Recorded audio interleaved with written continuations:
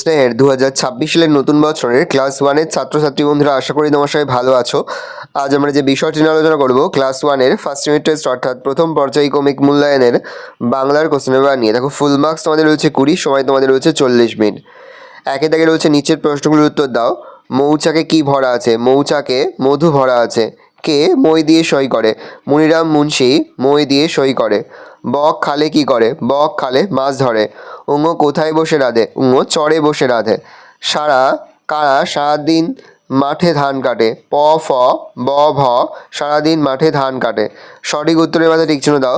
ম চালায় ঘোড়ার গাড়ি, গরুর গাড়ি, গরুর গাড়ি। মনিরাম মুন্সি নাক চোখ দিয়ে শাক খায়, উত্তর হবে নাক। সঠিক বানানটি হলো শেলে জেলে, ব্রুজালে জেলে। হর্ষই দীর্ঘই বসে খায় মাছ, ক্ষীর খই ক্ষীর। এলোমেলো বর্ণগুলি সাজিয়ে শব্দ তৈরি করো। প্রথমটা হবে করে দেওয়া রয়েছে চামেলি, তারপরটা হবে মুড়ি, তারপরটা হবে ডালিম, তারপরটা হবে ঝাউ ডাল, তারপরটা হবে মৌমাছি। পাশাপাশি দুটি বাক্স থেকে একটি করে বর্ণ নিয়ে শব্দ গঠন করো।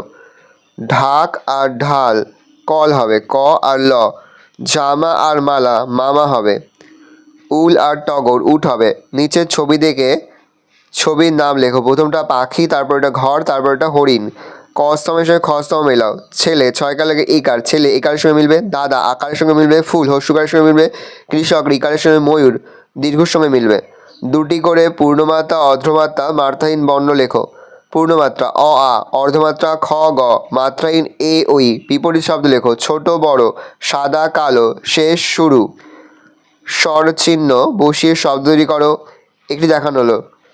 ডল ডাল, পথর পাথর হবে, বতস বাতাস। ভালো করে দেখে নাও, এই রয়েছে টোটাল তোমাদের ফার্স্ট ইউনিট টেস্ট অর্থাৎ প্রথম পর্যায়ক্রমিক মূল্যায়নের ক্লাস ওয়ানের বাংলার প্রশ্নপত্র। ভালো করে প্রশ্নপত্র দেখে নাও।